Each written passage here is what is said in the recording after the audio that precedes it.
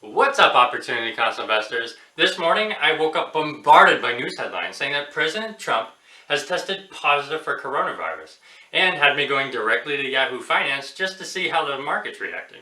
And as of right now, we are down 1.34% with a sharp decline early in the morning. As a long-term investor myself, news like this usually has me going, oh, Trump's been infected. Next page. And just to prove that I'm not lying to you, this is a New York Times article that says Trump tests positive for coronavirus. Actually, it was he and his wife. So the reason why I say that as a long-term investor, it's a non-event is because as a long-term investor, I invest with these kind of events in mind. Not to say that I'm a prophet and can predict that Trump would test positive, but events like this are going to happen. It's not a matter of if, but when.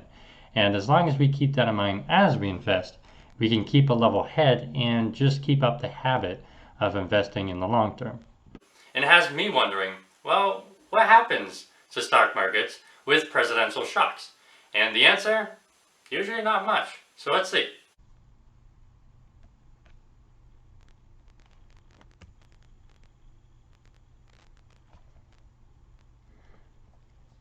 Okay, everyone, I wanted to show you this news article I found that was really well done by Investment News called The History of Presidential Shocks to the Stock Market by John Waggoner, and I thought it was really well done. He concludes that usually not much happens, at least for the long term. And as long-term investors, that's what we're really looking for.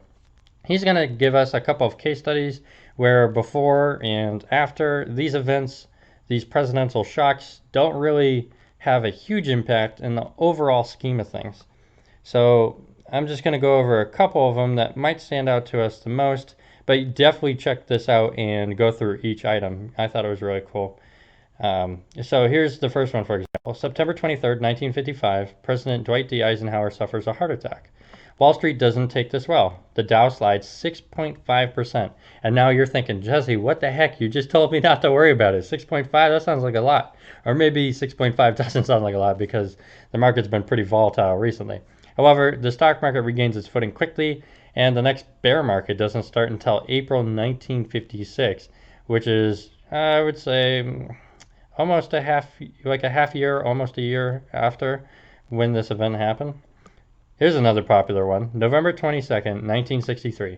Kennedy's assassination. Stocks fall 2.9%.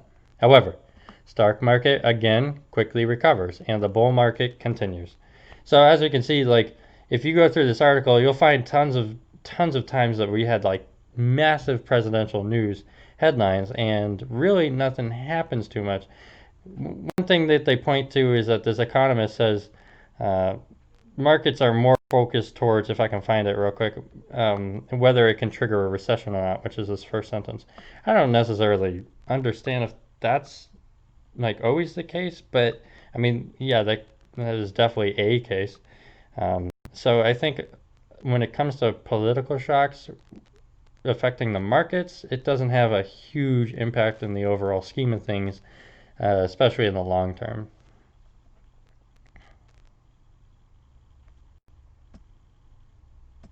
Now I know we're in different times and we have a disease that's very prevalent, and we're wondering if this is going to ruin the sentiment, or at least decrease the sentiment that we can progress and progress faster. However, what history has shown is that these events are usually just blips on the overall long-term radar. And if we focus on the long-term scheme of things, we'll be better off in investing. And by dollar cost averaging, we can usually hedge against these risks and create a good habit of investing that'll be most beneficial to us. And I know we're all thinking that he just had his debate with former Vice President Joe Biden, and Trump as it is already 74, which puts him at a high risk category. So what does this mean for the election that we are already so uncertain of? There's one thing I do know for certain though, and that is they have the access to some of the best healthcare in the entire world. So that's a positive sentiment that we have to keep in mind. But that's it. It's a really short video. I just wanted to give you my positive sentiment because I can only imagine we're going to be hit with doomsday headlines.